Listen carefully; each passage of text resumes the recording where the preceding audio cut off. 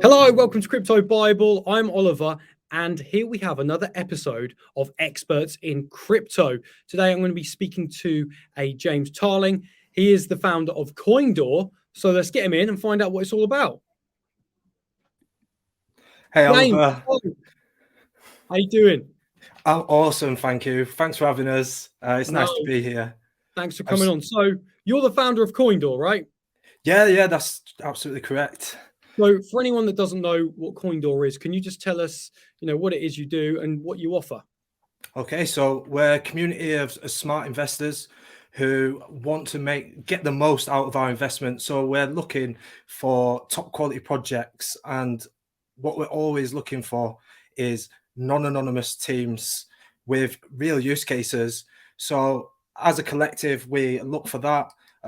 As Coindor, we push them out to our community, and as part of the whole thing, they have a say over who we will then interview. So we've got our own YouTube channel, and we've got a massive array of really awesome projects that we've talked to the founders of.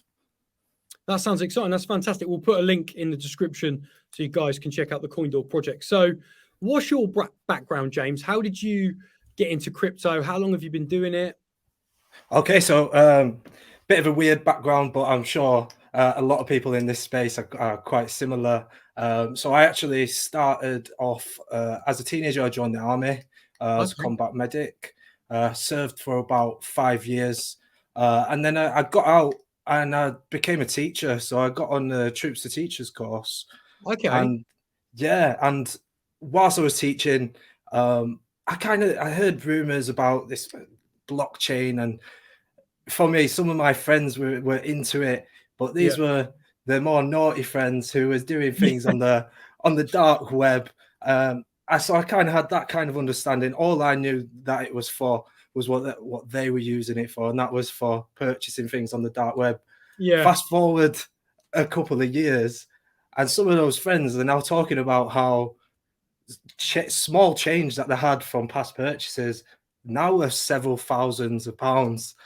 And that started getting me a bit more interested. So I started looking into it. And around 2017, I started making my first purchases. Not long after that, obviously ended up in a rug pull. Lost quite a bit, but it was a good learning experience. And so from that, I started thinking about all these safety aspects on the blockchain, and that's kind of what motivated me to start this community. So I mentioned that I started investing.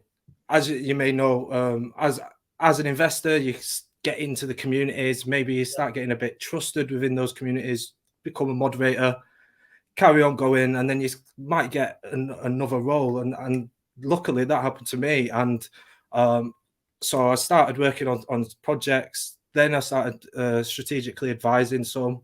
And then I led some of my own. And then the missus didn't like how much time that was taking up. I personally don't like how your whole life gets tied up in a chart. So I decided to try and do something within the blockchain, but that wasn't so time consuming. And I made Coindor, and it turns out it is just as time consuming. It's when you're passionate though about something, isn't it? And it takes up your thoughts and your time and everything. Absolutely. It's all that. I mean, last night I was up till 4 a.m. rolling around just thinking, and you know how it is. I'll have an idea, look at my phone, write down some notes, and next thing you know, it's like 5 a.m. Crazy. I know, it's crazy. It's interesting you mentioned that you got rug pulled, because obviously anyone that's just coming into the crypto space can get excited, can invest, like emotions can take over, kind of like, the Squid Game rug pull that came out. People knew that was massive and they thought this must be legitimate, but actually it wasn't. And it's one of the things that we always talk about in our community, like do your research and due diligence, because scams are still happening. So it's crazy. But like you said, if you took a few moments to actually look at that Squid Game project, it was some of the biggest red flags I've ever seen. But you know how it is, the way that these people can show that they make it feel like if you don't invest in 10 seconds, you've lost your opportunity. And that's not the case. Anybody who's listening, you take that time, because you will, guaranteed, if you rush into this, you'll lose more than you would ever make. Yeah, definitely. So on your channel, James, you have new innovators that are doing new coins and projects, and then on your channel, you guys interview them. Is that how it kind of works? Yeah, so we've got a set of questions that are quite uniformal, and I just throw them out to all these different blockchain experts. Quite a lot of them are new, up and coming, exciting projects. Some of them that we get is before the pre-sales even started. And it's just a really nice way of getting some information about that stuff. But my real motivation behind this is, I'm not sure about yourself, Oliver, but whenever somebody asks me, they're like, "Hey, James, you're not a teacher anymore. You're not a soldier. What is it you're doing?" And I'll tell them, I'm in cryptocurrency now. And they give me this look, and they're like, "Oh, so you're a criminal now, then?" And you're a scam artist.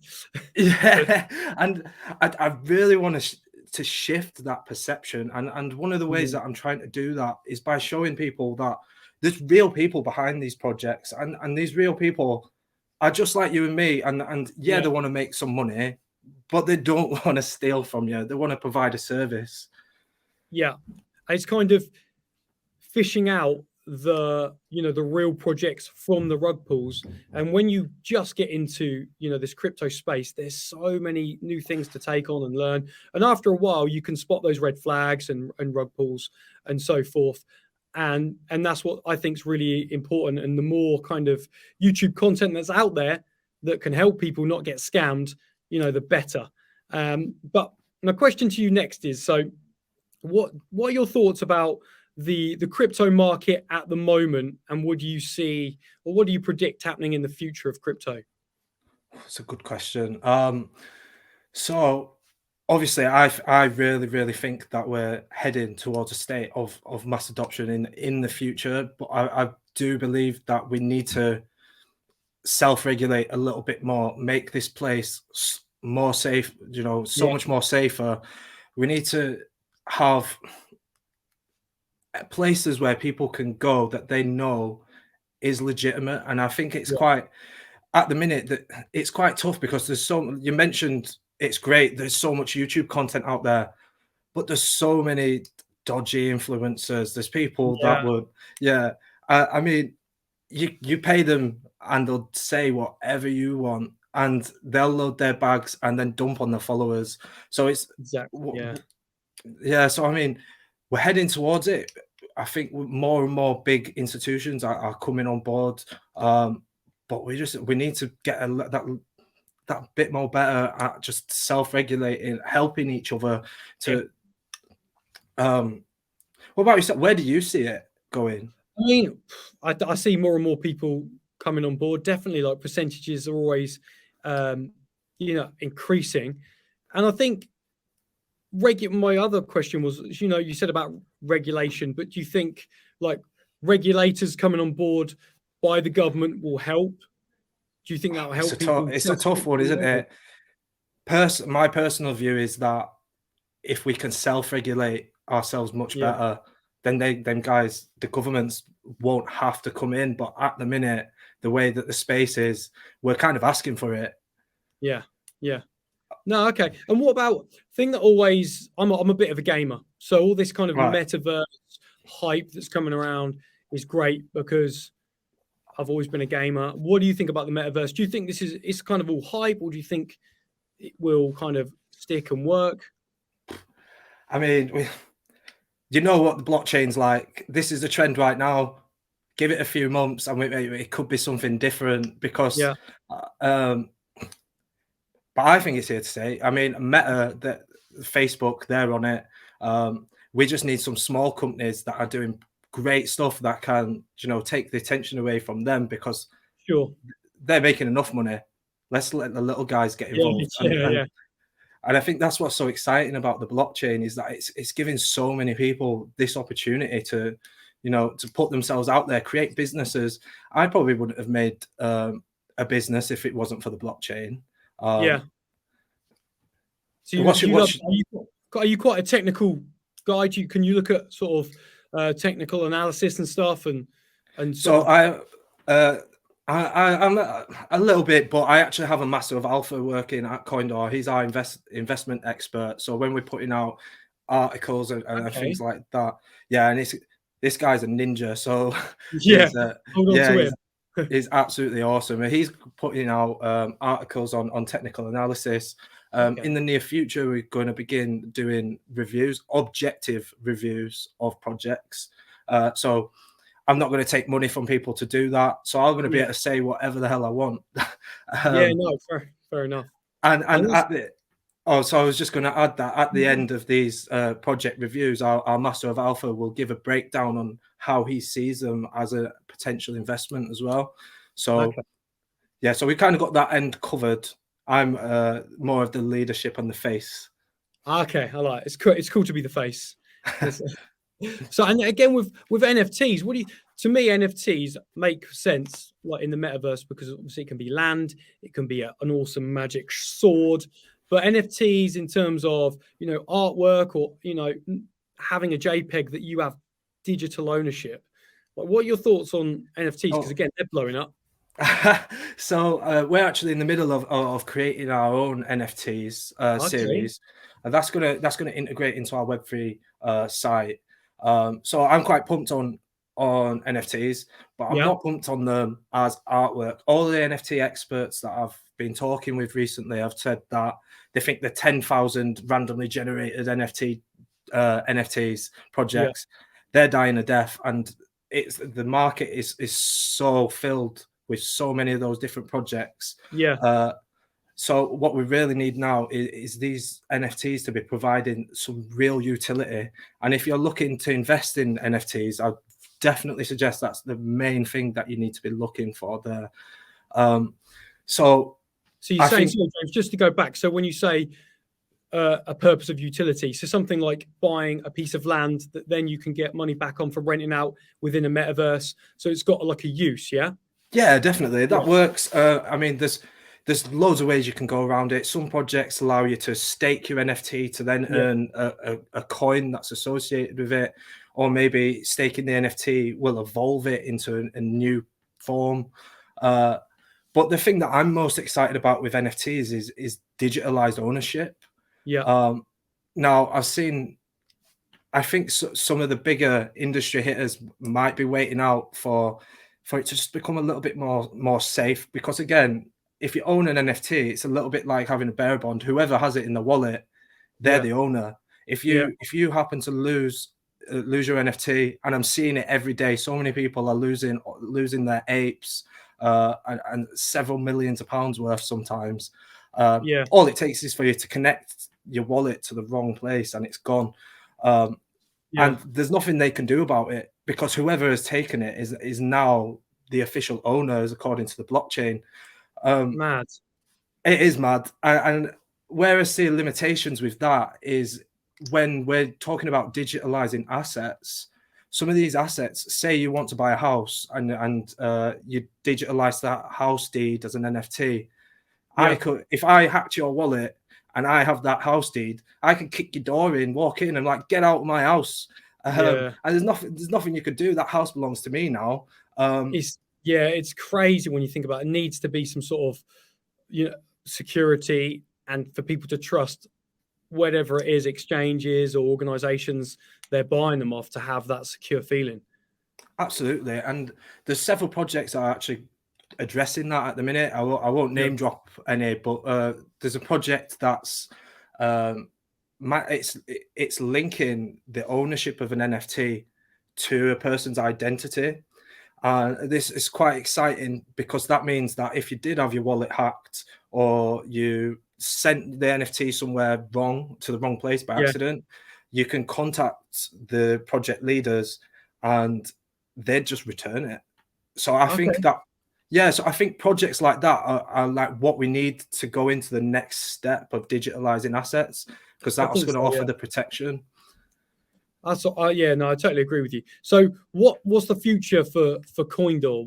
What's happening next? Okay, so Coindor, we're launching our Web3 site, which I mentioned. Yeah. I'm not going to take any personal information for you to log in. You connect your wallet, and that's your login. If you hold a Coindor NFT, that will be your avatar, but it's also going to unlock access to different parts of the website. So my marketing agency that I've been working with, they was a bit old school Web 2. They wanted to have subscription payments to access certain content, exclusive content. Now I said with Web 3 now, let's not have a monthly payment. If you purchase an NFT, that's your lifetime membership to Coindor. So you can sorry to interrupt. So when you first go on your website, when it's up, they'll have an option of a number of NFTs that they can buy. Yeah. So the NFTs will be minted elsewhere. You could come in the website. You could come on the website and still look around and interact with everything without owning an NFT. Sure. But you'll just have to use a preset avatar, and you won't be able to access exclusive content. Now that just so we know, when you say exclusive content, so you need an NFT for the exclusive content. What kind of exclusive content will those people that get an NFT get? Okay, so we're interviewing obviously CEOs and real industry leaders within the blockchain. Yeah. You get early access to information from them. You get early access to videos. Some of them say a video with a more exciting person that might be in the exclusive center. Certain articles that the master of alpha writes, some trading tips and more stuff like that will be behind there.